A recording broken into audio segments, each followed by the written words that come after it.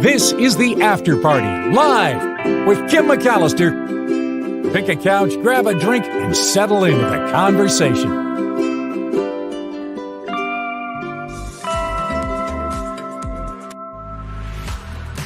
Hey everybody, it is the After Party Live. My bad on the music there. Thank you for coming on over. Please click the subscribe button. Please click the like button. And a huge thanks right out of the gate to Wes with a $5 super sticker. I can't even tell you how much it means to have the show funded with a crowdfunding that's necessary to have you always step up and do that is huge. So big thank you to Wes for the continued support of the After Party Live. Good morning to you, Dan. Thank you for being here. Thank you, everyone, for hanging out and for spending this time. We've got Tim Sika coming up with some really good movie reviews. He'll be talking about some different movies than Michael Snyder, so it's always fun to kind of compare the two and to hear what Tim has been watching this week. But we have a lot of stories to get to as well, so let's jump right into it. The first one that I wanted to bring you has to do with Instagram. Remember the old MySpace website, the kind of the first social media that a lot of people experienced? And they had this feature where they let you add music. So you kind of had this song that represented you or that you liked when you would someone would log on to your MySpace page. Well, there's a new feature being announced by Instagram. And if you don't have Insta, it's the one all the youngins, all the kids like to use. I have it, and I don't use it very much. And now because my daughter is interested in it, I'm trying to figure out how to use it. So that's where I am. But the Instagram folks are announcing that profiles will now include a music feature like the one MySpace had in the early 2000s. So you'll be able to add a song to your profile, they say, giving you a way to express yourself through music. Your profile song selection will be live until you swap out the song. It won't automatically play. The viewer of your profile can decide whether to play it or whether to stop it. But that's the new thing going on with Instagram. So woohoo, if you're an Instagram user, they've got that going on for you. Let's talk about ATM fees for just a minute, because they're at an all-time high. I thought we were getting rid of these junk fees, but taking money out of the ATM, it's costing you more than it ever has. This an annual survey done by the company Bankrate. Here it is. This is how much it costs you for the privilege of taking your money out of the bank. The national average combined out-of-network ATM fee is now $4.77, up from $4.72 last year. So this is the fee that's combined by the charge for an out-of-network bank, $3.19, plus the average charge of your own bank, $1.58, for using an out-of-network ATM. They say, according to Bankrate, confine cash withdrawals to in-network ATMs or get cash back when you're using your debit card. Otherwise, you're going to get hit with one of these charges. See if your bank participates in a nationwide ATM network that can be free of charge. That's good too. Of the top 25 metro areas, Atlanta has the highest average combined ATM fee, $5.33. The lowest in Boston at $4.16. Bankrate says the national average overdraft fee for your account has climbed to $27.08 this year, up from $26.61 in 2023. The insufficient funds fees, though, are down for the third straight year. So I guess that's good. I don't know. It's costing you more to use the bank services. Out-of-network ATMs. I mean, when you need it, right? So I have an update. Do you guys remember Brave Little Hunter?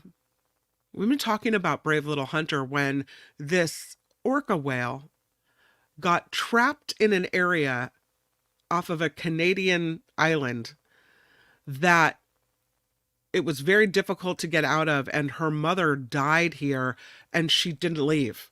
And there were all kinds of people trying to get her out. Finally, they did. And they've been looking for her to make sure that she was safe, that she made it. The last known sighting in July, where someone on a boat thought they saw this juvenile whale. And that's it. Not since early July have they seen or spotted brave little hunter. But now there's kind of some drama in the aftermath of the effort to get brave little hunter out of this area. And it's about money. Brave little hunter was trapped in that tidal lagoon off Vancouver Island in British Columbia. The people brought in to help get her out and swim out back to safety. It was a huge effort.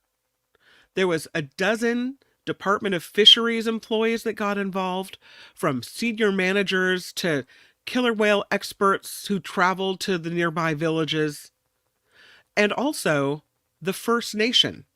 They came and offered extra hands, the use of an office, a drone, a couple of boats, fuel, food, logistical support.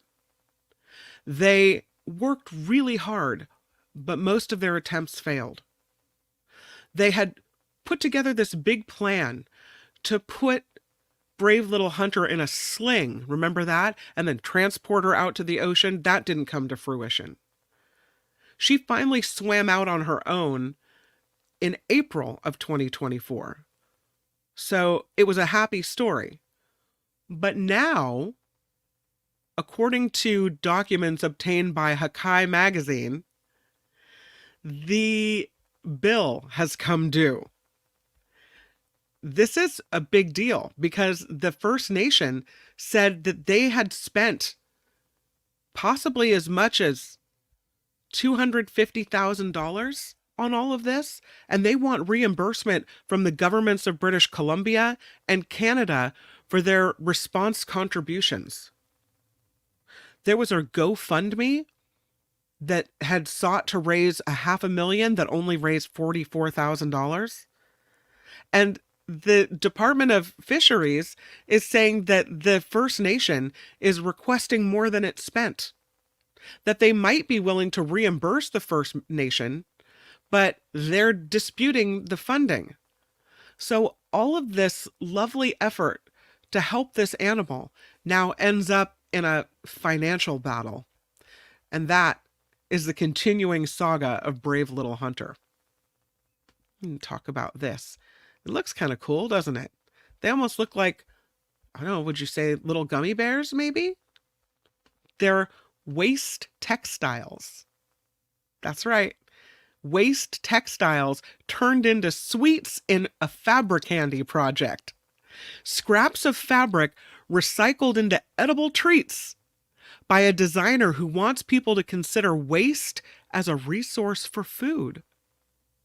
The Fabric Candy project was part of a master's in biodesign by this designer Jing'an Lee, who produced an array of colorful candies, pictured here. She said she made the candies by applying the enzyme cellulase to natural fabrics, which breaks down their cellulose content into glucose. For cotton, made more than 90% of cellulose, it means almost all of the fabric was able to be effectively broken down, leaving only a small amount of residue. She said cellulose is made of a long chain of glucose molecules, so this process, known as enzymatic hydrolysis, simply involves breaking the bonds that connect them all. And that the resulting glucose could theoretically be used to make biofuels or bioplastics. She chose to explore the raw material for food and beverage and those industries instead. She said it might be hard for the public, though, to accept that waste streams can become resources for food due to hygiene concerns. But she said the most basic materials like cotton and wood are natural materials that existed before industrialization. And her thinking is that as we continue to get resources from nature, that we ought to utilize them as much as possible. Would you eat fabric candy? Someone's old shirt made into candy? I mean, okay. Let's talk about these. So interesting. These are pikes from the Ice Age. And now this research team from UC Berkeley has done some research into the Clovis people. These are early humans, and into how they hunted these enormous mammoths and killed them, right? These are massive animals, 13 feet high, 9-ton tusks. How they managed to kill these animals, they say, 13,000 years ago is a bit of a mystery. They think, though, that they had these spears with razor-sharp rocks, you can see here, called Clovis points. And so this team from UC Berkeley looked at how this might have been possible. Their work is published August 21st in the journal PLOS ONE. So these Clovis points were recovered almost 100 years ago near the remains of Columbian mammoths. And they think that they were shaped by the Clovis people, who were a group of early North Americans 13,000 years ago. These Clovis points are some of the most commonly unearthed objects from the last ice age. They're made from rocks mostly, including flint, jasper, and chert. Some of the points are as small as a human thumb. Others are about the size of a smartphone, but they've got this razor-sharp edge with indentations on the sides of the base. So the question is, how were they used exactly? What happened with these things? So they did a historical review and an experiment they say could help solve this puzzle. They reviewed the available historical evidence from around the world of people hunting with planted spears, as well as available historical artwork.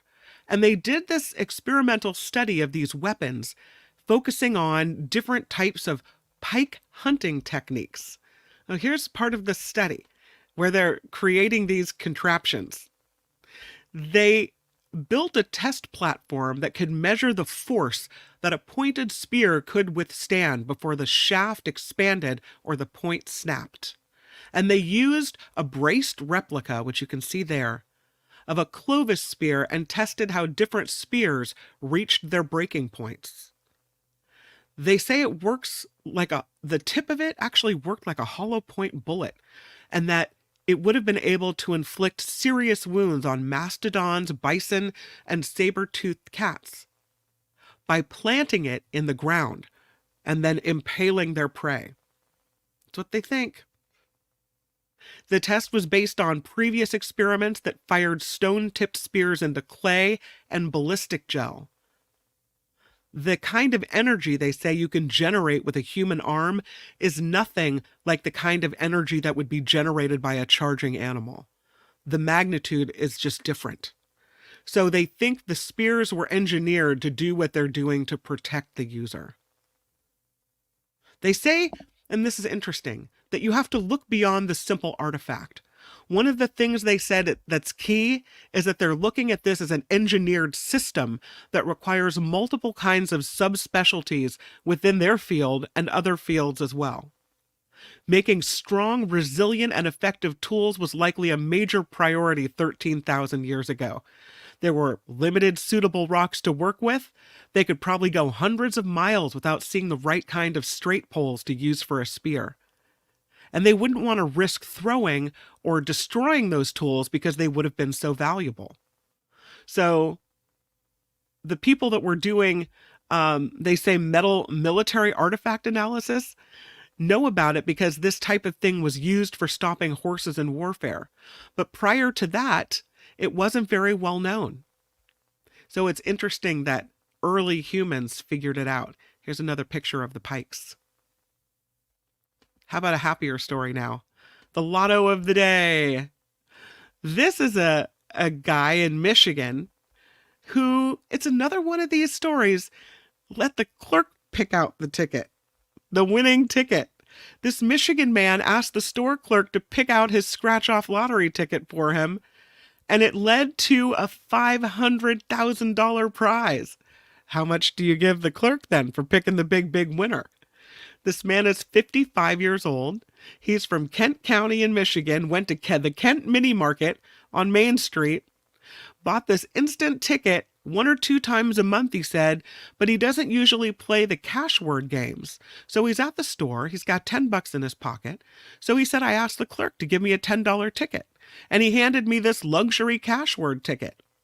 He said initially he thought he might have won $1,000, so he takes it to the store and he gets a message to file a claim. So he decides to take it to his uncle's house and have him look it over because he's the one that plays the cash word tickets all the time.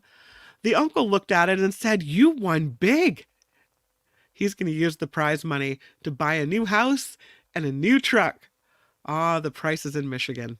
Very nice. Always love a good story. Let's talk about the biggest stadium in the world before we get to Tim Sika. This thing is massive. This is supposed to be the biggest stadium in the world. It is set to be built in Morocco ahead of the 2030 World Cup. And these are renderings, artist renderings of what this stadium would look like. It's designed to be one of the great stadia of the world.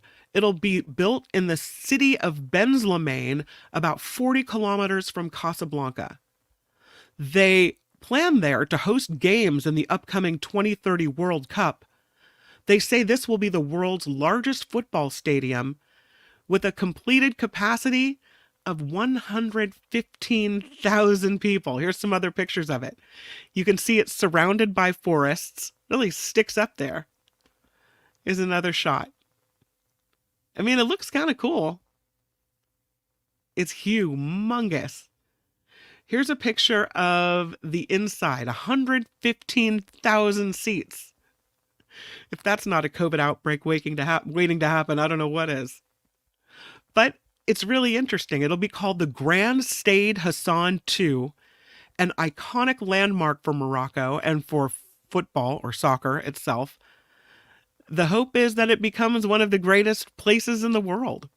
Named after the King of Morocco, it'll sit below a giant tented roof informed by traditional Moroccan cultural festivals known as Moussem. It's surrounded by forest. It's got a translucent roof. You can see there, I'll show you another picture where you can see the translucent roof. You can see right through the place. So it's pretty cool looking.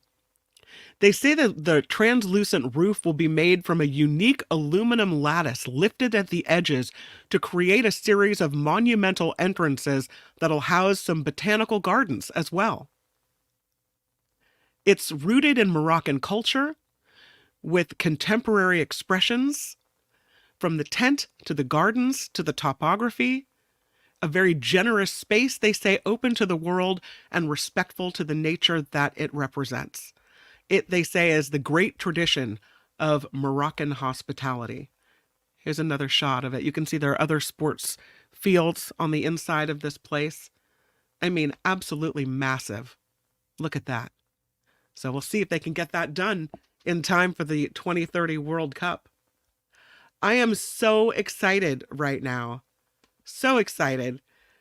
Because it's time. You know it. At the Movies with Tim Sika.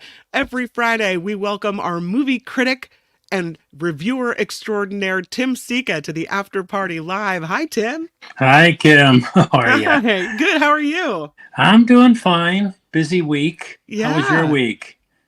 Pretty good, I've got to say. Yeah.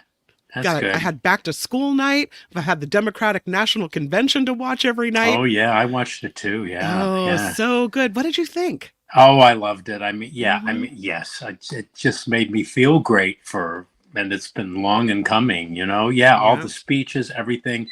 It was one of the best conventions that I can ever recall watching, Democratic conventions. Yeah. One of the things that I loved the most was the roll call. I mean, Yeah. if that wasn't it was a dance party, so much fun. Yeah. So much different than what happened at the Republican National Convention that I'm still feeling like on a high from all of it. So pretty good. Yeah. It's one of the reasons I'm glad I don't do political journalism. I passed on the Republican convention this year. I just Oh, couldn't. I just couldn't. It would have triggered me like way too much. So I well, just, I watched it all. I watched yeah, them both, yeah, to compare, and I want to know what's going on.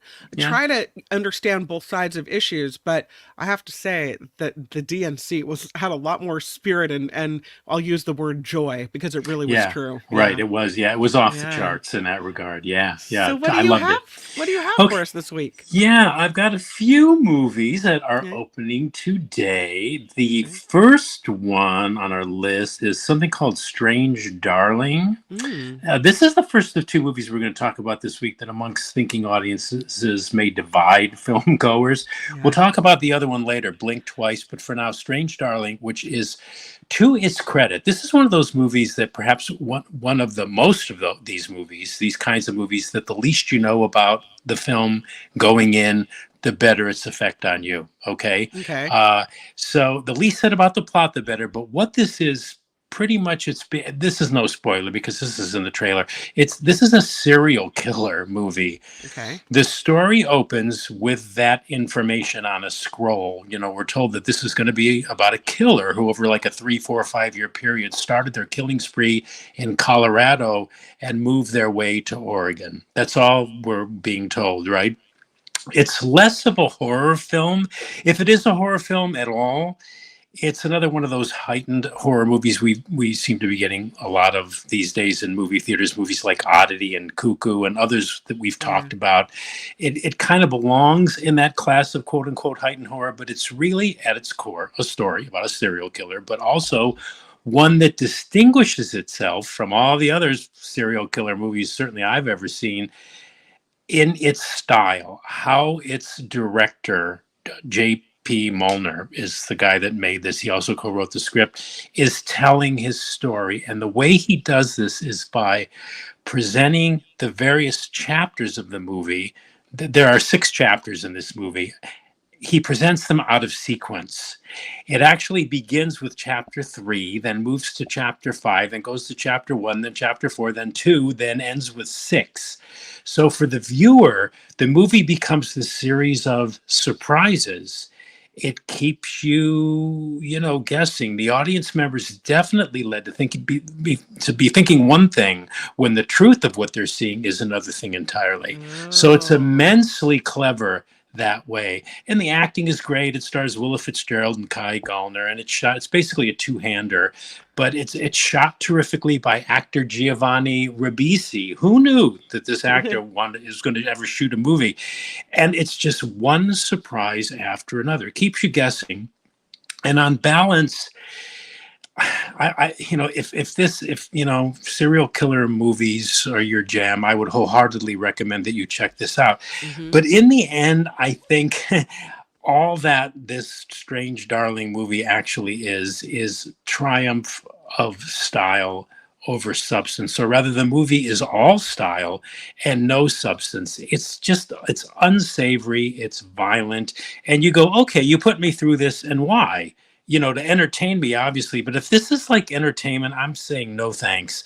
I mean, Oh. and that's my taste. That's my personal preference. Being entertained by something as unsavory is depicted in a movie like Strange Darling, it's like, ugh. And that's personal. I Mm-hmm. left this movie, and I should emphasize again that it's a really smart one in terms of its craft and cleverness.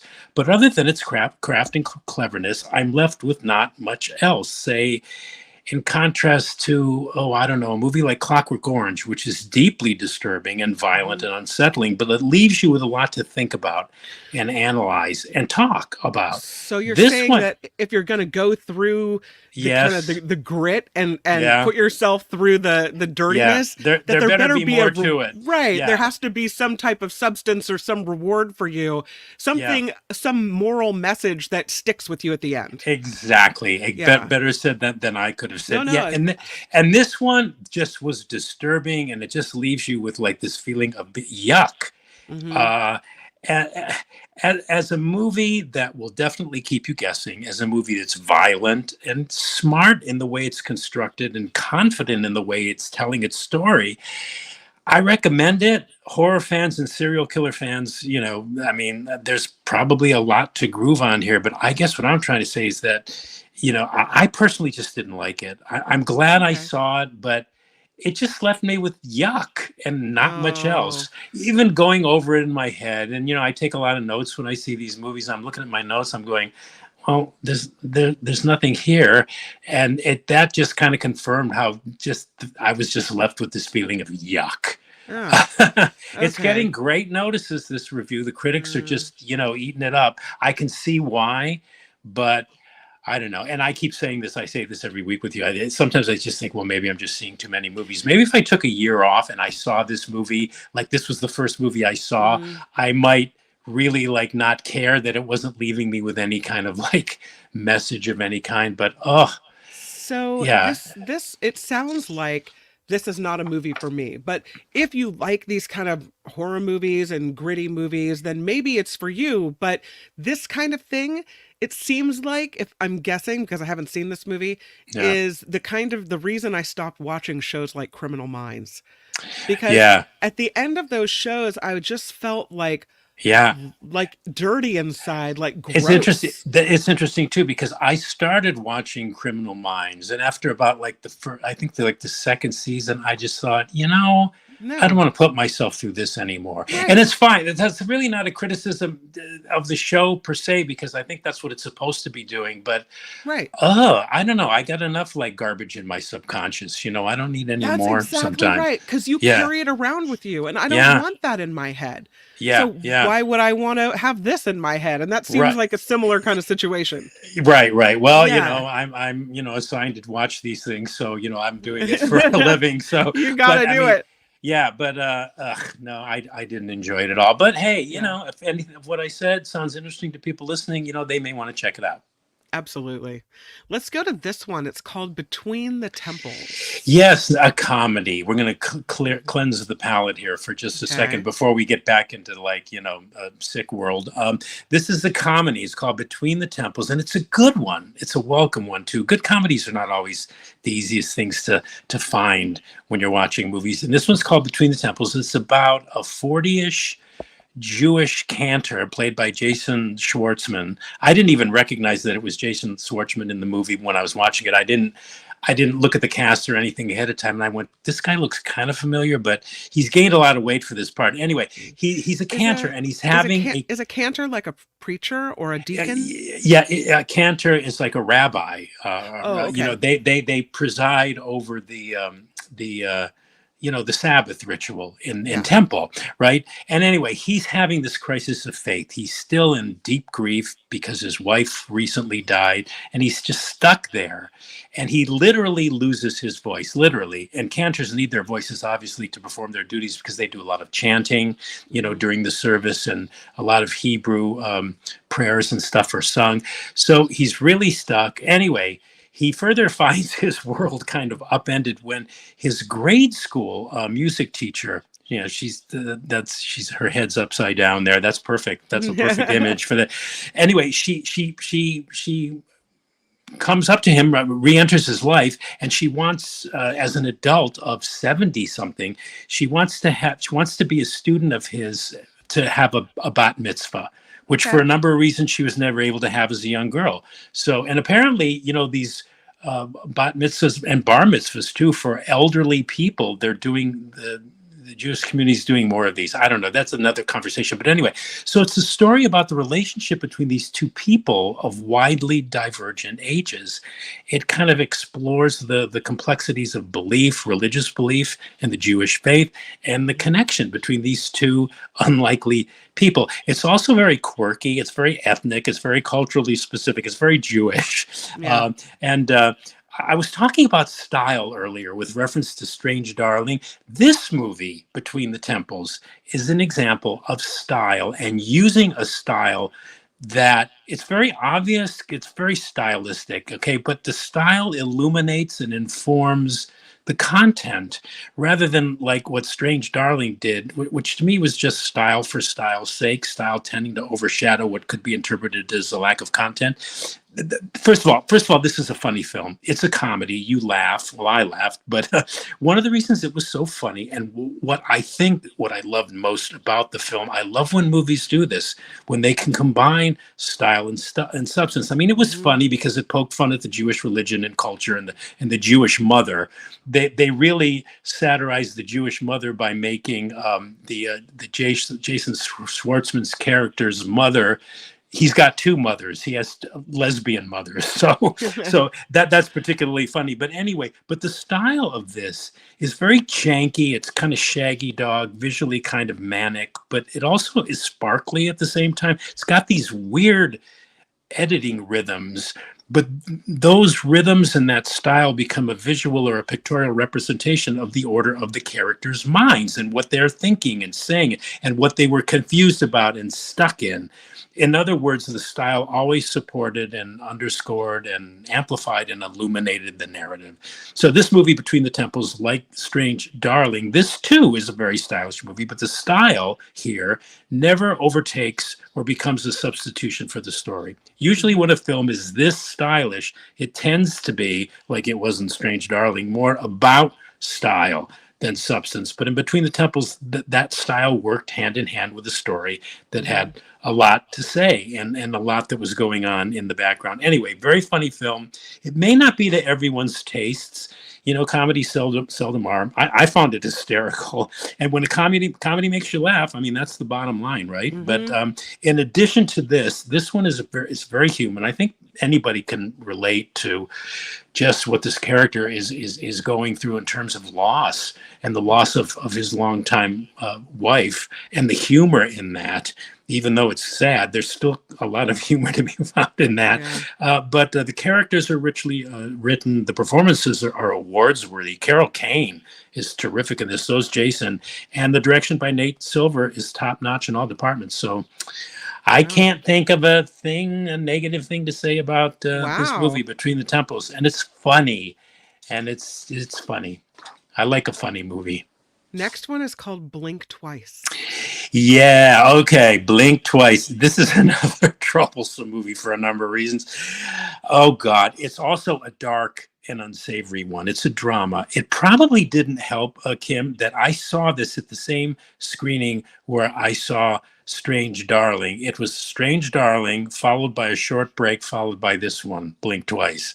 So I'm going to try my best to be objective here, but I bet this one on some level was inspired by the Jeffrey Epstein scandal because of where it takes place. It takes place on a billionaire's island, and the Bill Cosby scandal because it deals with drugging and sexually assaulting women. But yeah, this one was directed and co-written by Zoe Kravitz, and it's basically about this billionaire played by Channing Tatum in the poster there, who we're told that he's like formally and publicly apologized for some kind of past behavior that we never really find out about.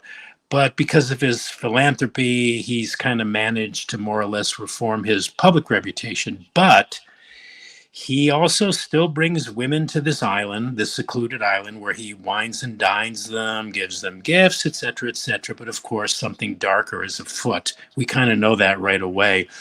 I wasn't even sure how to look at this movie or how to receive it. It's the first theatrical film of its kind that I can recall that begins with an on-screen trigger warning, cautioning that certain audience members may be triggered by some of the scenes depicted in the movie. I can see why they did it. I think that was a good idea.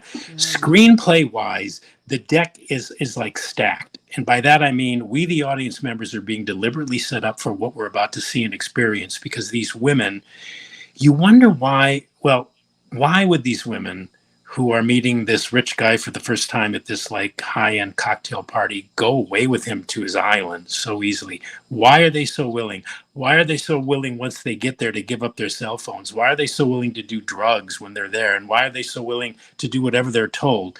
I mean, just about this may have been deliberate, but just about every image, every line of dialogue, every bit of insinuation points to the fact that something really horrible is about to happen. We're gonna watch this. And I don't think it's a spoiler to say that something really horrible does happen on this island when these women get there. This is a movie that was obviously born out of the Me Too movement. It's a revenge tale, and I'm not really a fan of revenge stories. I do get the emotional satisfaction that comes from wanting revenge, but I question the wisdom of having and getting revenge being so much a part of one's movie plot. And that's just me. Okay, having said that, I think this movie works really well. I just thought it was a really angry and ugly movie. I think it might be a movie that could possibly be therapeutic for some women who may have been sexually traumatized, but it's awfully unpleasant. Many of the scenes literally horrifying. And that's obviously the point. Never boring for a second, but again, as entertainment, I'm going, oh, yeah, do I need to see this? And I say this because I've seen a lot of movies covering the sexual assault of women by men. Many of them made my top 10 lists in various years, but there was something about this one where it felt like maybe it went too far or it crossed the line. I don't know. The jury's still out on that. I'm still kind of sorting that out. But yeah, what can I say in summation? It's obviously accomplished what it set out to accomplish in a powerful, strong, ugly, and angry way.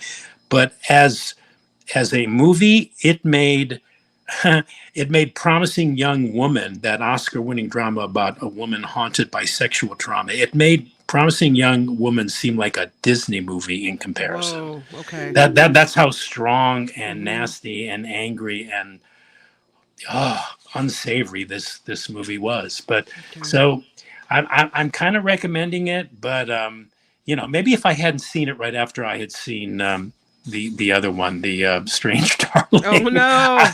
It was back-to-back ugliness. Yeah, back-to-back yuckiness. Yeah. So, but anyway, I don't know. I mean, yeah, I suppose I'm recommending it. Yeah. Okay. But didn't like it. Let's go to this. This is something that's streaming that you found. Well, yeah, it's called Five Came Back. Yeah. I discovered this, Kim, by accident on Netflix when I was doing some research on the director of this movie for a piece I was planning to do on him, on the director of this movie, for a book he's just written about film director Brian De Palma. So it was by accident I found it. It was actually released in 2017, apparently, but I only now just stumbled on it. It's a 3-part documentary series called Five Came Back, and it's about Hollywood and the Second World War, how Hollywood played a very specific part in that war in terms of propaganda and public morale and so forth with the making and distributing of their movies. But what was most interesting about this, because I love Hollywood history, was the story it told about how 5 very famous filmmakers, great filmmakers, played a part in the war by not only actually being in the war, they were recruited or they volunteered. Some of them were majors, some of them were captains, but making films about the war and documenting the war as it was happening. And those directors were John Huston, Oscar winner for Best Director for Treasure of Sierra Madre; William Wyler, 3-time Oscar winner for Best Director for Mrs. Miniver, The Best Years of Our Lives, and Ben-Hur; Frank Capra, 3-time Oscar winner for Best Director for, gosh, what film? It Happened One Night, Mr. Deeds Goes to Town and You Can't Take It With You; George Stevens, 2-time Oscar winner for Best Director for A Place in the Sun and Giant; and John Ford, 4-time Oscar winner for Best Director for The Informer, How Green Was My Valley, The Grapes of Wrath, and A Quiet Man. Anyway, and the series goes into all of the politics of the time, how the fact that the lion's share of the moguls, the movie moguls in Hollywood, the movie moguls of the time, the men who actually created Hollywood, were Jewish immigrants, and how that affected the business of movies, especially the overseas business of movies. Remember, the war was us against Hitler and anti-Semitic Nazi Germany. And it also goes into how the war experience affected the filmmakers and their subsequent work. It was, in fact, George Stevens, one of the directors profiled, and his crew, who liberated Dachau, and whose films of the atrocities uncovered there were used at Oh, the Nuremberg trials to I convict the did not German know war criminals. that. Yeah, responsible for the Wow. Holocaust. Yeah, so Yeah. those are the movies. Yeah, that was a Hollywood filmmaker that went there with his Mm. crew, and they were just shocked and appalled beyond imagination. Anyway, it's a fascinating story. It's based on a book of the same name by film historian Mark Harris. Steven Spielberg and Francis Coppola are among the directors working today that are also interviewed here because they're talking about these directors and their understanding of their work. And to anybody that's interested in film history, U.S. history, World War II history, this is a must watch. It's riveting from end to end. It's called Five Came Back. It's now streaming on Netflix, and there's even a follow up compilation also streaming on Netflix called Five Came Back: The Reference Films, which Oh, features all of the movies, the propaganda films that were referenced in Five Came Back. So you can watch all of those as well. That's a much longer watch. They have the Frank Capra did a series of films, propaganda films for the U.S. government called Why We Fight. You can see all those movies on this edition. You can also see all the films, the concentration camp films, which are oh. yeah. I mean, That's so some of that important that footage. Yeah, go ahead. important that the world has those videos, right? That we have that on Absolutely, tape, that we know, absolutely. because now you have people saying these things never happened. We have it on video. So Oh how yeah, amazing that Hollywood, yeah. directors were there, and that's the reason that we have so much information. Really, probably, Yeah. yeah. And it's just they felt the filmmakers at the time, and mostly the population at the time felt like they needed to do something. They wanted to do something. And a lot of these guys were older. They were up in years, but they volunteered anyway, and they took their Mm, craft and what they knew, and yeah. went to town and Hmm. did whatever they could. It's fascinating. I didn't know a lot of this history. I knew about Frank Capra, but I didn't know about Houston and Weiler and Stevens and Capra. Well, yeah, you knew about Capra, but I didn't know about the others Mm. and what they did for the war effort. That's so But interesting. I had no idea about any of that. yeah, it's very, Yeah. very interesting, and it's a really quick watch too. It's just 3 parts. I think it's about 3 or 4 hours. It was originally released theatrically, but I only heard about it like last week, and I Yeah. thought, wow, I wanted to watch it anyway because I'm going to probably talk to the filmmaker Yeah. about something else. But I thought, man, this kicks ass. This is Yeah. terrific. But yeah, so that's what I've been Oh. streaming this week. All right. Well, let's recap it. We have Strange Darlings. You said all style, no substance. No thanks. No, thank Yeah, you. You said that it's smart in craft and cleverness, but really not much else. And the word to describe this movie, a great big yuck. And I don't think yuck. you're recommending that one at all. Yeah, well, Yeah. people can interpret Yeah. what you just said as they want to interpret it. Between the Temples, you said it's a good comedy. The style has interesting editing rhythms. You said it's got both style and substance, that it might not be to everyone's taste, but you found it really funny and worthwhile. You're Yeah. recommending it. Yeah. Yes. Hmm. And Blink Twice, you said this is a revenge story that while the movie works well, you said it's an angry, ugly movie with lots of horrifying scenes, possibly going over the line here. You're recommending it, but only kind of. Yeah, I'm recommending it with reservations. Mm-hmm. I personally know people, friends of mine, who would not go to this movie just based on what I've shared with them. Mm-hmm. So, but I think it was. I think to be fair, I think the film was deliberately made this way, the way I described, the way you just described, to make its Mm-hmm. point. So that's why I'm recommending it with Yeah. reservations. If you can handle it, check it out. Yeah.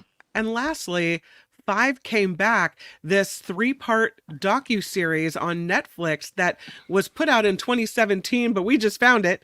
Yeah. You say this is amazing. It's a must-watch if you love history, that it's not that big of a time investment, and you say go for it. It's on Netflix. Absolutely. You did it Nice. again. You You did it summarized me again. perfectly. You're amazing. Yes, Tim Sika, you are awesome. Anything going on this weekend that you're doing?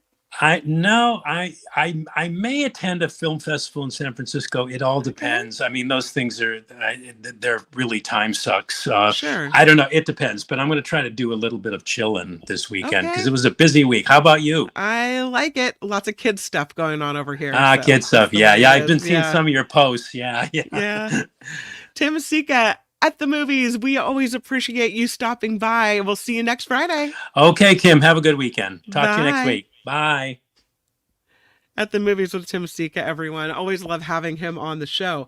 I think that we have a couple more time for a couple of more stories. So let's go back into it and talk about the marriage and health implication. And what a new study shows us is that marriage boosts health of older men, but not women. Isn't that interesting? They say marriage can be really good medicine for men as they age. Women, not so much. They realize after a 3-year study of more than 7,600 Canadians aged 60 or older that men who got married were twice as likely to age optimally compared to men who remain single. Not the same benefit for the ladies. Single women were twice as likely to age optimally as a woman who'd been married but who had lost her mate through death or divorce.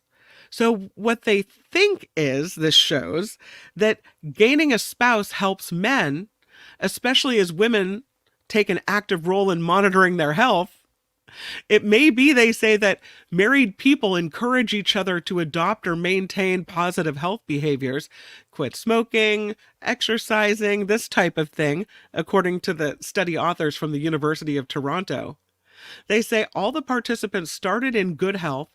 The data was collected on how successfully they were aging. And that's optimal aging, defined as freedom from any serious physical, cognitive, mental, emotional condition that would prevent you from enjoying daily activities. High levels of self-reported happiness, good physical health, and mental health as well. Now, previous studies have shown marriage is associated with better health outcomes for both men and women, and that men who never married had the poorest health outcomes. Beside the finding on marriage, the study found being socially isolated is a clear risk factor for poor aging. They say being socially connected with others is important, especially later in life. Having regular contact with relatives, friends, neighbors help older adults feel connected, reduces their sense of loneliness, improves their overall well-being. So, this is important. It's not something that's new to us, right? We've talked about this on the show before. I'm glad we have this moment to connect with each other and feel less isolated. They say it's never too late to quit smoking. In the study, those who were former smokers were much more likely to age optimally than those who continued to smoke. So, if you're interested in this study, you can find out more about it. It was published Wednesday in the journal International Social Work. So, I guess you could say marriage works out for dudes, you know? How about this atom microscope? Look at that. It's very interesting looking. At least the picture is. It is the world's fastest electron microscope. Captures electrons down to the attosecond. A single attosecond lasts just 1/quintillionth of a second. So it's fast. I can't wrap my brain around exactly how fast, but it's fast. So this is a record-breaking iteration of an electron microscope. It captures an electron with such clarity that they can see its individual components. And that has led researchers to think that they've unlocked this new realm of optical science. They're calling it atom microscopy. Atom microscopy. It's all smashed together, though, no spaces. Atom microscopy. They think that pardon my saying it, I'm still wrapping my mouth around the word. They think that this will influence the world of quantum physics, biology, chemistry as well. The breakthrough, led by a team of experts at the University of Arizona, is all published in the journal Science Advances on August 21st. They say when you get to the latest version of a smartphone, it comes with a better camera, right? And with this microscope, they say they hope the scientific community can understand the quantum physics behind how an electron behaves and how an electron moves. Research and developments and science is really cool. They say the improvement of the resolution inside of an electron microscopes has been anticipated, that for the first time they can see pieces of the electron in motion. The study authors hope that this attosecond microscope will allow physicists, optical scientists, and other experts to study the electron motion in unprecedented detail, and that they'll be able to directly connect it to the structural dynamics of matter in real time and space domains. What does that mean? Well, the hope is that it will pave the way for real-life attosecond science applications in all of these disciplines: quantum physics, chemistry, biology. And so this could lead us to understand things, pardon me, in much better detail. So how incredible is that?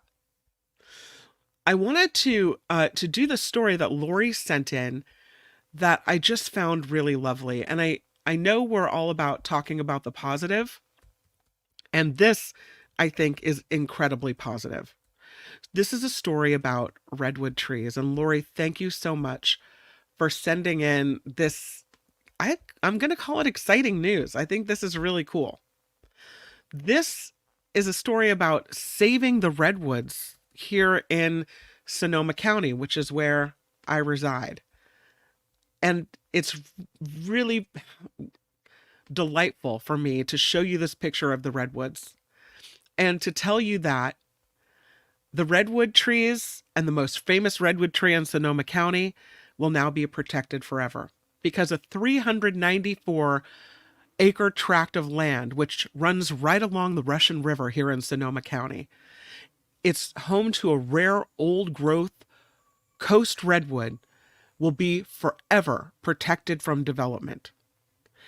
Yesterday, Sonoma County Agricultural Conservation and Open Space announced this deal with the Russian River County Sanitation District Board of Directors. That is a $6.1 million purchase of this land from the Save the Redwoods League. They bought it back in 2023. And a conservation easement and recreation covenant will now formally protect this land. They say this is very significant, that they had taken measures, the Save the Redwoods League, to improve security and fire protection, that now it's a healthier forest than when they took possession of it last year. They've done some outstanding projects, and they're excited to have this protected. One of the things that is being protected is this amazing tree. I think it's called Clara. I have to show it to you. It's the tallest redwood tree in this area. Now, not in the world, but look at that. Deserves to be protected, I'd say. This is near the town of Guerneville, near Neely and Mays Canyon roads, and this is called the Clar tree. It is, they say, a remarkable specimen, one of the most famous redwoods in Sonoma County. It is 278 feet tall. It's got a trunk that's 16 feet in circumference, and they call it an anomaly because way back when, loggers harvested almost all of these trees up and down the Redwood River. And why they left this one standing, no one knows. But it still dominates. It's still there. They say when you see it, it feels almost spiritual. It stands, they say, as an enormous reminder of what once was and what will be. In the next generation, this forest, they say, will return to that type of grandeur. That people will be able to walk out there, see this giant tree, this old growth specimen, the Clar tree, was already protected. But now it's protected forever, forever, forever. So, well done, Sonoma County, protecting what's important to us. And I would say to the people of California, think of the song that was mentioned last night at the Democratic National Convention, from the Redwood Forest to the Gulf Stream waters. This is a resource that we have to protect, and we're doing that. So I'm pretty proud, very proud. And again, thank you to Lori for sending the picture of that in. I did want to get to a story about vaccine information, because I think it's important, and I hate to end on a health note, but I'm gonna do it anyway. This story is about the updated vaccines, and having had one of the most recent variants, I believe, of COVID, I can tell you, you don't want this. So if it's time for your booster, be aware that the FDA has approved new COVID vaccines from Pfizer and Moderna that do target the latest variants. So the mRNA COVID vaccines are manufactured by Pfizer, BioNTech, and Moderna. They plan to have them available in just a few days. It more closely targets the currently circulating variants, provides better protection against serious consequence of COVID, including hospitalizations and death, according to the FDA. So if this is your moment, if you need to go get that booster, good for you, because I sure wish I had been boosted against this. Maybe I would still not be a COVID virgin, but that's been, as they say, popped, and now here it is. So that's the way it goes. All right. Well, I hope you had fun on the after party despite the COVID update. And I will see you on Monday. We'll be back here doing it all over again. Monday on the Mark Thompson Show, we have, trying to take this picture down, Monday on the Mark Thompson Show, there I am, we've got Gary Dietrich will come by, talk some politics. A lot is happening. We had RFK Jr. endorse Trump today, probably because he's given him a job. We will talk to Courtney. She's got True Crime Corner Monday on the Mark Thompson Show at 11 a.m. Pacific, right here on YouTube. And then we've got the After Party Live following it up. So I will see you on Monday. I hope you have a really good weekend. Whatever you've got planned, I hope you go out and make it a really good one. And I'll see you back here on the YouTube. Be well, everybody. Bye-bye. The After Party Live would like to thank the following contributors and viewers like you.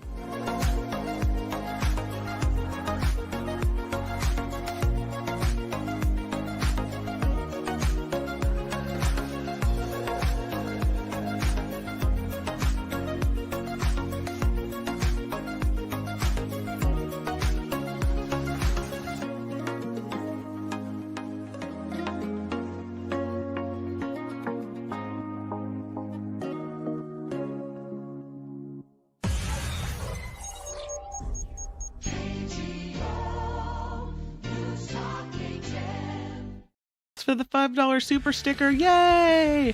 Really appreciate it.